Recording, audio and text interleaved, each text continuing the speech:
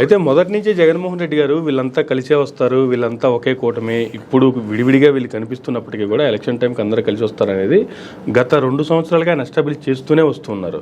ఇప్పుడు ఫైనల్గా election time వచ్చేటప్పటికి అదే కన్ఫర్మ్ అయిపోయింది. అంటే జగన్మోహన్ రెడ్డి గారు ఫస్ట్ నుంచి చెప్తున్న వాటికే వీళ్ళు కన్ఫర్మ్ అయిపోతున్నారా, లేదు వీళ్ళు ఇలా చేస్తారు అనేటువంటిది ఇంతకుముందు చంద్రబాబు నాయుడు గారు విజనరీ, ఆయన ముందు రాబోయే తరానికి కూడా ఆలోచిస్తారు అనేటువంటిది జగన్మోహన్ రెడ్డి గారు ముందుగానే ఆయన చెప్పకపోయినా కూడా ఆ విజన్ ఆయన ఎక్స్పెక్ట్ చేశారా? ఇప్పుడు ఒకటండి, జగన్మోహన్ రెడ్డి గారు వైఎస్ఆర్సీపీ బాగా క్లారిటీగా ఉన్నారు మొదటి నుంచి, ఫ్రమ్ ది బిగిన్ నుంచి క్లారిటీగా ఉన్నారు. ఓకే, క్లారిటీ లేనిది ఎవరికంటే వీళ్ళ ముగ్గురికి లేదు, కూటమికి లేదు, కూటమిలో ఉన్న నేతల మధ్య జనరల్గా క్లారిటీగా ఉన్నారు. మొదటనే జనరల్గా విజనరీ ఎవరంటే జగన్మోహన్ రెడ్డి గారు, ఆయన విజన్ చేశాడు వీళ్ళు కలిసే పోటీ చేస్తారండి. ఇప్పుడు కాదు, 3 సంవత్సరాల క్రితం దత్తపుత్రుడు అందులో కలుస్తాడు అన్నారు, కలిశారు కదా. తర్వాత కూటమి కలిసింది.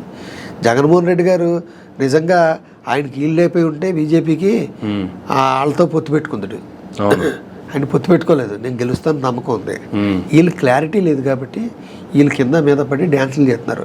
అంటే ఏరు దాటేంత వరకు ఏమై మల్లన్నా, ఏరు దాటేసాక పోరా మల్లన్న అన్నట్టుగా అంతవరకు కూడా బీజేపీ కాళ్ళు పట్టుకుని మీరు రావాలి సార్ అని ఆయన వచ్చాక వీళ్ళు నా వెనకాల తిరిగారు. Reverse attack. ఈ రివర్స్ అటాక్ ఎవరి ప్రాణాల మీదకి వచ్చింది? అట్లీస్ట్ ఎలక్షన్ అయిపోయిన దాకా వీళ్ళు ఓపిక పెట్టి ఉండాలి కదా, అంత ఓపిక లేదు మళ్ళీ వీళ్ళకి. లేదు, వాళ్ళు కనీసం అది చేయాలి కదా, బర్స్ట్ చేయరు. ఎందుకంటే అతనికి ఏంటంటే వాళ్ళ బలం ఏంటంటే ఆవిడ చూసుకుంటుంది కదా పురంధరేశ్వరి గారు. మన పురంధరేశ్వరి గారిని కూడా దగ్గరికి వెళ్ళలేదు. ఇప్పుడు ఆవిడ సీటు కూడా ఓడిపోయేలా ఉంది. ఆవిడ చేసింది ఏంటంటే నిజంగా అనపర్తి బీజేపీ అభ్యర్థి పాత ఆయన కానీ ఉంటే అనపర్తి ఓడిపోవచ్చు సీటు బీజేపీకి ఉండమని, కానీ పురంధరేశ్వరి గారు గెలిచేవారు. ఈ దుష్ట రాజకీయాన్ని అప్పటికప్పుడు ఈయనకి మెడలో కండు వేసేసి బీజేపీలోకి జాయిన్ చేసుకుని ఈయన తప్పించడం కోసం ఇక్కడ ఏమీ అర్థమైంది, క్యాండిడేట్ మీద కక్ష తప్ప మొన్నటి వరకు పార్టీని వద్దన్నాం, ఇప్పుడు బీజేపీ పార్టీనే చేసేటప్పుడు ఏ పార్టీ చేస్తే ఉంది. అక్కడ తెలుగుదేశం పార్టీ కార్యకర్తలు అనపర్తి వాళ్ళకి వేరు, రాత్రి మారిపోయినందుకు. ఇటు ముస్లిం లేరు, ఏ వేరు, మొత్తం జీరో ఆవిడ కూడా. అయితే ఇక్కడ కూటమి తరపున కావచ్చు, లేదంటే దీంట్లో కొంచెం ప్రత్యేకంగా మాట్లాడుకోవాలంటే అధ్యక్షుల దగ్గరికి మళ్ళీ వద్దాము. ఇక్కడ రఘురామరాజు గురించి మాట్లాడుకుంటే ముఖ్యంగా గతంలో 2019లో వైఎస్ఆర్సీపీ తరపున పోటీ చేసి ఎంపీగా గెలిచిన 6 నెలలకే పార్టీని విభేదించి అప్పటి నుంచే ఆయన రచ్చబండలు పెట్టుకుంటూ హైదరాబాద్లోనో ఢిల్లీలోనో ప్రతిరోజు ఈయన ఏదైతే చెప్పాడో అదే టాపిక్ని వాళ్ళకి సంబంధించినటువంటి మీడియాలు కూడా టేకప్ చేయడం, అదంతా పార్టీ స్టాండ్ అన్నట్టుగా ఈవెన్ పార్టీలో వాళ్ళు కూడా దాన్ని ఆమోదించడం. ఇటువంటి పరిస్థితుల్లో నేను కూటమి నుంచే పోటీ చేస్తా, ఎంపీగా పోటీ చేస్తా, నా నర్సాపురం నుంచే పోటీ చేస్తా, నేను అక్కడి నుంచే మళ్ళీ నెగ్గుతా, మళ్ళీ పార్లమెంట్లో అడుగుపెట్టి చూపిస్తాను ఛాలెంజ్లు చేశాడు చాలాసార్లు, చాలా ఇంటర్వ్యూలో కావచ్చు, ఆయన రచ్చబండలు కావచ్చు. కానీ ఫైనల్గా కట్ చేస్తే కూటమి తరపు నుంచి టికెట్ వచ్చే పరిస్థితి లేక వాళ్ళని కూడా బ్లాక్మెయిల్ చేసి అట్లీస్ట్ నాకే టికెట్ ఇచ్చుకోలేకపోతే నువ్వు ఏ విధంగా కూటమిని గెలిపించుకోగలవు, ఏ విధంగా ప్రజల్ని కాపాడగలవు, రాష్ట్రాన్ని ఏ విధంగా కాపాడుతావు అని చంద్రబాబు నాయుడు గారి మీద డైరెక్ట్ అటాక్ చేసి ఆ తర్వాత ఏదో సావు తప్పి కన్నులొట్టబోయిందన్న సామెత ప్రకారం ఎంపీ నుంచి తీసేసి నెక్స్ట్ ఉండి నుంచి ఎమ్మెల్యేగా అనౌన్స్ చేయడం. అట్లీస్ట్ ఉండిలో ఎమ్మెల్యేగా గెలిచే అవకాశాలు ఉన్నాయా? లేదు, ఎమ్మెల్యే స్థానానికి పోయినప్పుడే ఈయన ఓటమిని ప్రజలు అంగీకరించినట్టేనా? ఇప్పుడు దీనికంటే ముందు కొంచెం మాట్లాడుకోవాలంటే అసలు జనరల్గా ఎంటర్టైన్ చేసేవాడిని ఏమంటారు? కమెడియన్ అంటారు. 100% అది కమెడియన్. జనరల్గా మనకి ఎవరికైనా కొంచెం మనసు బాగాలేనప్పుడు రఘురామకృష్ణరాజు గారు చూసామనుకోండి, జబర్దస్త్ స్క్రిప్ట్ చూసినట్టుగా ఉంటుంది. ఆయన వే ఆఫ్ స్టైల్ కానీ, మాట్లాడడం కానీ, ఓవర్ కాన్ఫిడెన్స్ కానీ, రూల్స్ మాట్లాడుతున్నట్టుగా. ఆయనకి ఏదో బాధ జరిగింది, ఆయన వచ్చాడు అంటే స్టార్ కమెడియన్ అయ్యాడు. ఆయన స్టార్ అయ్యాడు.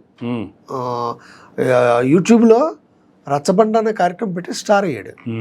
అంటే స్టార్ అయినోడికి అందరికీ ఓట్లు వస్తాయి. ఇందులో ఆయన చూసేవాళ్ళు ఎవరో తెలుసు, ఆయనకు 1-2 లక్షల ఓటర్లు ఉన్నారనుకోండి, అందుకు సబ్స్క్రైబర్స్ ఉన్నారనుకోండి అనుకుందాం, లేకపోతే 10 లక్షలు ఉన్నారనుకోండి. 10 లక్షలు ఆయన ఏమనుకుంటాడంటే 10 లక్షలు నాకే ఓటు పడతాయి అనుకుంటాడు. ఈ 10 లక్షల దాంట్లో 8 లక్షలు చూసేవాళ్ళు వైసీపీ వాళ్ళే, వాళ్ళది. ఆ ఓట్లు ఆయనకు పడవు కదా. ఇప్పుడు మీరు అన్నట్లుగా వాస్తవంగా మాట్లాడుకుంటే జబర్దస్త్ ప్రోగ్రామే ఉంది, ఒక ఎపిసోడ్ రిలీజ్ అయిందంటే మినిమం 1 వీక్ అయిపోయేటప్పటికి మిలియన్స్లో వ్యూస్ ఉంటాయి. అలాగని చెప్పి జబర్దస్త్ కమెడియన్స్ వచ్చి ఎమ్మెల్యేగా నుంచుంటే ఒకడన్నా ఓటేస్తాడు, కనీసం డిపాజిట్లైనా వస్తాయి? అవరు కదా. అంతేగా.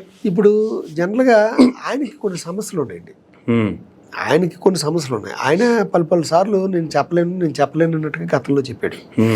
ఆయన ఏంటంటే బ్యాంకులకి పెద్ద మొత్తంలో లోన్లు తీసుకున్నారు రకరకాల చోట్లని. ఓకే, ఆ రకమైన టాక్టిక్స్ ఉంది. ఒక వ్యవహారాన్ని ఏ రకంగా అయితే నడపగలరో స్కాముల్లో ఆ రకమైన సిద్ధస్తుడు ఆయన చేశాడు. మరి బాగా ఖర్చు పెట్టాడు, అదైంది. లేకపోతే ఈయన కొన్ని కాంట్రాక్ట్లు అడిగినట్టున్నాడు, ఆయన ఇవ్వలేదు. ఇప్పుడు ఈ డబ్బులు తీసుకెళ్తేనే కానీ అతను ప్రాజెక్ట్ చేయలేడు, అక్కడి నుంచి ప్రెజర్ ఉంది. ఓకే, అటువంటి పరిస్థితుల్లో నాకు ఇంకేం జరగదన్న ఉద్దేశంతో బయటకు వచ్చాడు తప్ప జగన్మోహన్ రెడ్డి గారు ప్రజల పరిపాలన చేయట్లేదన్న విషయం మీద రాలేదు. ప్రజలు గమనించవలసింది ఏంటంటే నిజంగా చేస్తే ఏ గవర్నమెంట్ అయినా ఎక్కిందండి. ఏ గవర్నమెంట్ అయినా వచ్చాక జనరల్గా మినిమం అది కుదురుకుని అది అయ్యిందా లేదా దాని తాలూకుని అనాలిసిస్ చేయడానికి మినిమం ఎంత టైం పడుతుంది? 1.5 year పడుతుంది కదా. 1.5 yearలో వాళ్ళకి అవగాహన రావాలి, మంత్రులకు అవగాహన రావాలి. 1.5 year అందులో కొత్తగా కదా. 1.5 year తర్వాత వాళ్ళ ఫెయిల్యూరా సక్సెస్ అనేది ఉంటుంది. కానీ ఈయన ఎన్ని నెలలకు బయటకు వచ్చేసాడు? 6 నెలలకే. 6 నెలలకు బయటకు వచ్చేసి జగన్మోహన్ రెడ్డి గారు చేయలేకపోతున్నారంటే చేయలేకపోవడమా లేకపోతే ఈయన పర్సనల్గా ఏదైనా విఘాతం కలిగింది కాబట్టి? నువ్వు ఏ 2 సంవత్సరాలతో బయటకు వచ్చి 2-3 సంవత్సరాలతో బయటకు వచ్చి ఇది జరగలేదంటే వేరే విధంగా ఉంటుంది. ఇప్పుడు కోటన్ రెడ్డి గారు ఉన్నారు నెల్లూరు, ఆయన బయటకు వచ్చాడు ఏదో కారణం చెప్పి అంటే వినొచ్చు, ఓటేస్తారా గెలుస్తారని. 6 నెలల్లో బయటకు వచ్చేసి నువ్వు కింద మీద మాట్లాడుతుంటే అక్కడ జనాలకి ఎవరో అన్ఎడ్యుకేటెడ్స్ ఏమైనా కాదు కదండి. ఇప్పుడు మనిషికి డబ్బు అంటే లేకపోవచ్చు కానీ మేధస్సు చాలా ఎక్కువ ఉందండి. ఇప్పుడు ఈరోజు వచ్చి యూత్కి ఇప్పుడు ఒక ఇంటర్మీడియట్ కుర్రాడికి మీకు నాకంటే ఎక్కువ నాలెడ్జ్ ఉంటుంది, మనకి మన పేరెంట్స్ కంటే ఎక్కువ నాలెడ్జ్ ఉంటుంది. అలాగా జనాలకి తెలుసు మీరు ఏ విషయం మీద బయటకు వచ్చారు, ద్వేషం ఈర్షతో వచ్చారు, అయ్యింది. అయ్యాక ఇతను ఉండి నరసాపురం సీట్ కోసం నాకు వచ్చేస్తుంది ఓవర్ కాన్ఫిడెన్స్. ఎందుకంటే ఆయన ఉద్దేశంలో ఏంటంటే రాజకీయ శూన్యుడు.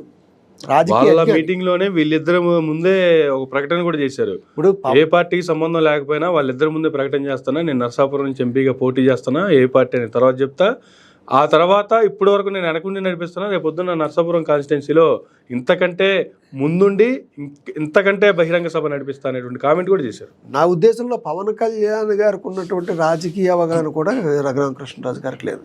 ఎందుకంటే నేను వచ్చేస్తాను ఏ పార్టీకి వచ్చిన వాళ్ళు ఎవడో హామీ ఇవ్వలేదు, తెలుగుదేశం హామీ ఇవ్వలేదు, జనసేన హామీ ఇవ్వలేదు. ఎవడకాడు ఏంటంటే ఇతను ఆ పార్టీలో ఉండాలి, ఎవడు మా పార్టీలో పెట్టుకోవాలనుకోండి ఇష్టం వచ్చినట్టు మాట్లాడింది.